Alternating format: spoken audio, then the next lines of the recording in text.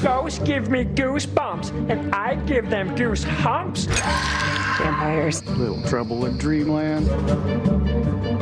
Okay, who's next?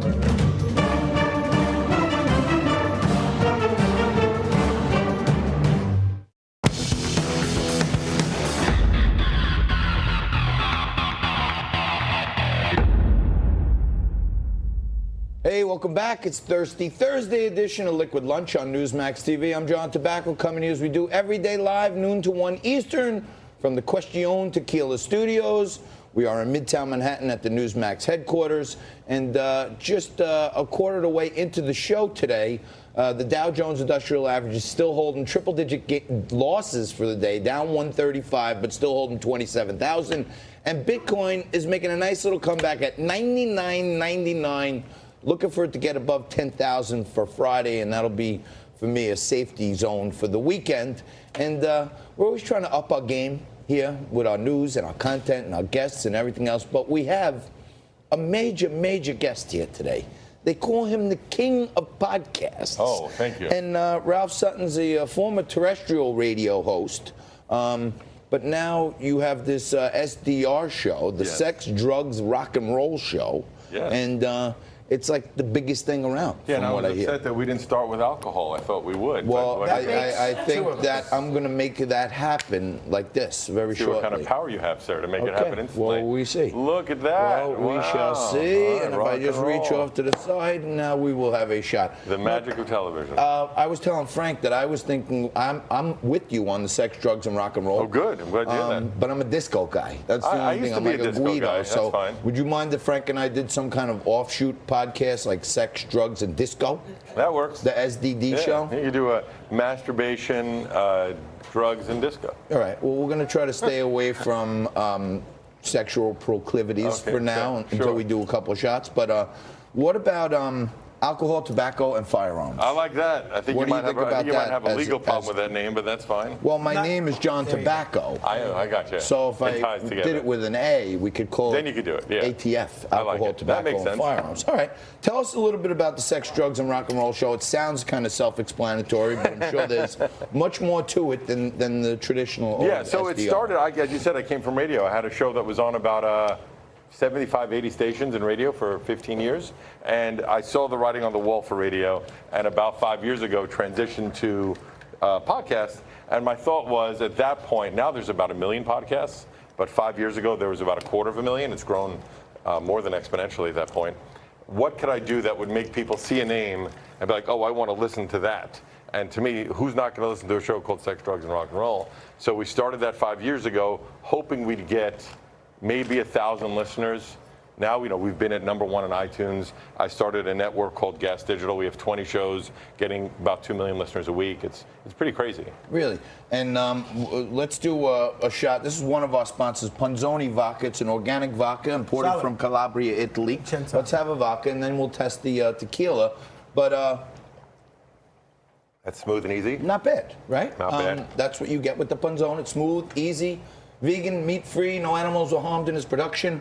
It's a meat-free vodka. It's a meat-free vodka. Caffeine-free. Gluten-free, caffeine-free, everything-free. I hate those meat-forward vodkas. Yeah, They're not really... exactly. Yeah. There's a meat substitute vodka now, like Arby's. But do you guys also have a YouTube channel? Yeah, well, we actually you video the podcasts? What we did was we took everything internal. So we print our own merch, sell our own ads. We have our own media streaming site that we have subscribers that pay for premium content, and then we have the free podcast and free video that goes on YouTube, which are edited because obviously on YouTube, on any public platform, maybe you say things or you show things that you can't on YouTube. So we edit it out and then put it in on for free, the newest 15 episodes.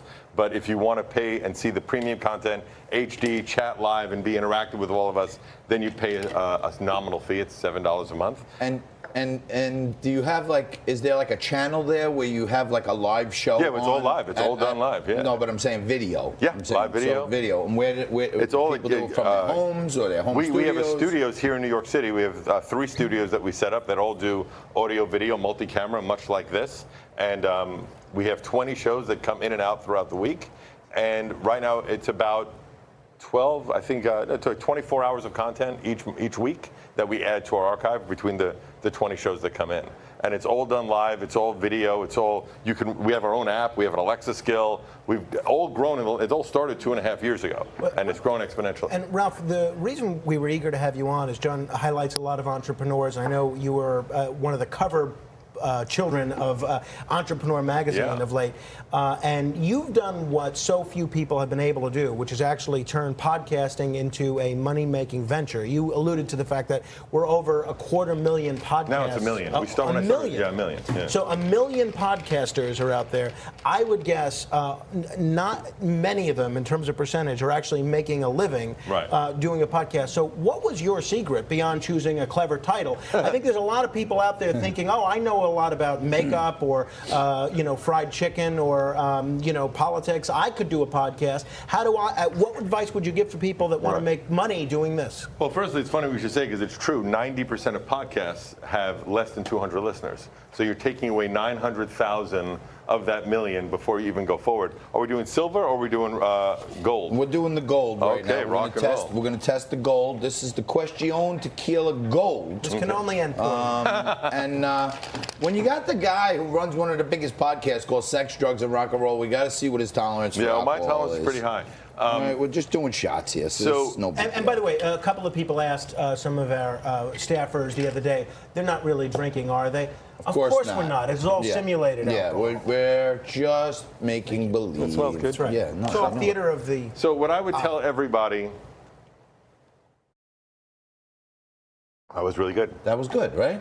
That was good. I don't normally do gold, but that's a good gold. All right. See? If you're in it for the money, you're probably gonna fail. You should start firstly just getting out there and getting your show consistent, making sure you do it every week. Most people, there's like a graveyard of abandoned podcasts where even celebrities did 5 or 6 and then just stopped because I'm not getting 100,000 listeners, I'm not making money. But that foray into it, you should be doing it for the love of the game, not because you're looking into it to make money. The two guys sandwiching you right now, we're doing it strictly for the love of the game. Well, good. That's what you should do it. But then we love this game. I would do things like I would go to local strip clubs and say, hey, we have a show called Sex, Drugs, and Rock and Roll. We have 1,000 listeners in your area, and I'd sell an ad for $50 just to get them. And you do it all yourself? I did it myself. In the beginning, did everything. And then over the course of that first year or two, I brought in somebody to help me book guests. I brought in somebody to help me sell ads. And I just slowly grew from there. But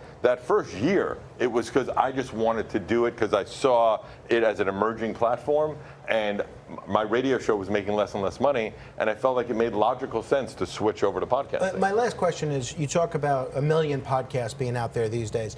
My general manager of the radio station that I work at compared the podcast boom to the .com bubble back in the 1990s.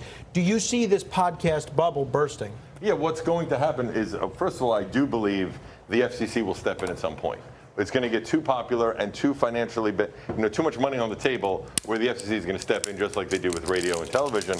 But more importantly, what's going to happen is there's so much crap out there. It's great. Anybody, right now, you and I could download an app and start a podcast together right here. I think Frank already did that. We're doing it. We're streaming right now. Subscribe, Moreno, whenever it's called. But what will happen is that eventually, just like in the music industry where it became so easy to put out a record, and in YouTube, anybody can put out a channel, eventually the cream rises to the top. So people will still do it with a 50 listener base, but it's only going to be the 20 or 30 shows that really matter. Can we get like maybe a weekly, like a best of Liquid Lunch into the rotation on the network? Well, I like the idea. Here's what I'll tell you. I don't like best ofs. With the process of a podcast, it should be an organic thing because what makes a podcast special is connecting to the audience. When you feel that, if it's just a clip show, that's not what a podcast is about. It's a very intimate process. All right, well, then let me try to influence your decision a little more. Are we doing the silver now? Having you wow, that's a hefty one. This is the Blanco. Well, you don't have to do it as a shot. There's only 30 seconds left in this segment.